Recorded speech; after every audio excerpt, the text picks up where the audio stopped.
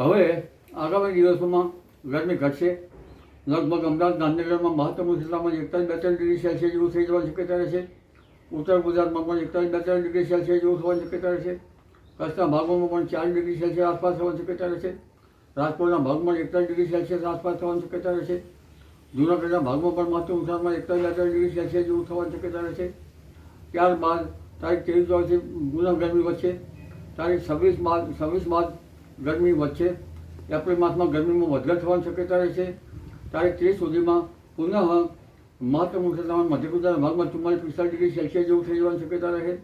ઉત્તર ગુજરાતના ભાગમાં 43-44 સેલ્સિયસ જેવું થવાની શક્યતા રહે. પંચમહાલ પૂર્વ ગુજરાતના ભાગમાં પણ મહત્તમ ઉષ્ણતામાન 43-44 સેલ્સિયસ થઈ જવાની શક્યતા રહે. કચ્છના ભાગમાં પણ મહત્તમ ઉષ્ણતામાન વધી શકે. જૂનાગઢના ભાગોમાં મહત્તમ ઉષ્ણતામાન 42 સેલ્સિયસ ઉપર થવાની શક્યતા રહે. દક્ષિણ ગુજરાતના ભાગમાં મહત્તમ ઉષ્ણતામાન 38 સેલ્સિયસ ઉપર થવાની શક્યતા રહેશે. પરંતુ આ વખતે વિનગત વચ્ચે હમણાં દક્ષ માસ ધૂળના માસ અંગે એર ક્વોલિટી ઇન્ડેક્સ જોવા જઈએ તો હમણાં તારીખ 20 સુધીમાં એર ક્વોલિટી ઇન્ડેક્સ એટલે ધૂળનો માસ બહુ વધવાની શક્યતા રહેશે. જેમાં અમદાવાદ ગાંધીનગરમાં પણ ધૂળનો માસ વધશે, પણ ખાસ કરીને ધૂળનો માસ લગભગ ઉત્તર સૌરાષ્ટ્રના ભાગો, સુરેન્દ્રનગરના ભાગો, હળવદના ભાગો, ચોટીલાના ભાગો, આ ઉપરાંત લખતરના ભાગો અને કેટલાક અન્ય ભાગો છે તો પાટણના ભાગો, રાધનપુરના ભાગો, કડીના ભાગો, કેટલાક બેચરાજીના ભાગો, કેટલાક વિરમગામના ભાગોમાં ધૂળનો માસ વધવાની શક્યતા રહેશે. લગભગ તારીખ 20મીની બપોર કે બપોર બાદ આ ધૂળનો માસ વધશે, જેના કારણે શ્વાસોશ્વાસના જે દર્દીઓ છે તેની મુશ્કેલ થતી હોય છે. અને આ ધૂળકટ જે છે તે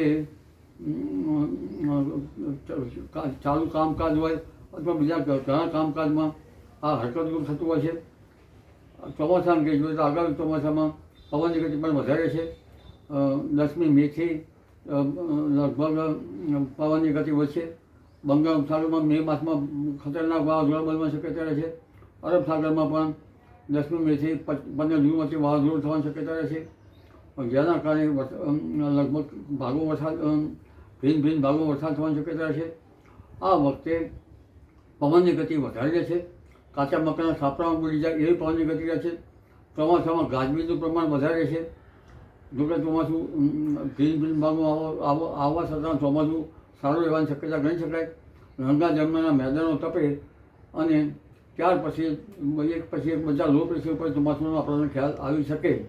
પણ આ વખતે કોઈ અલગ પ્રકારનું ચોમાસું રહેવાની શક્યતા રહે છે.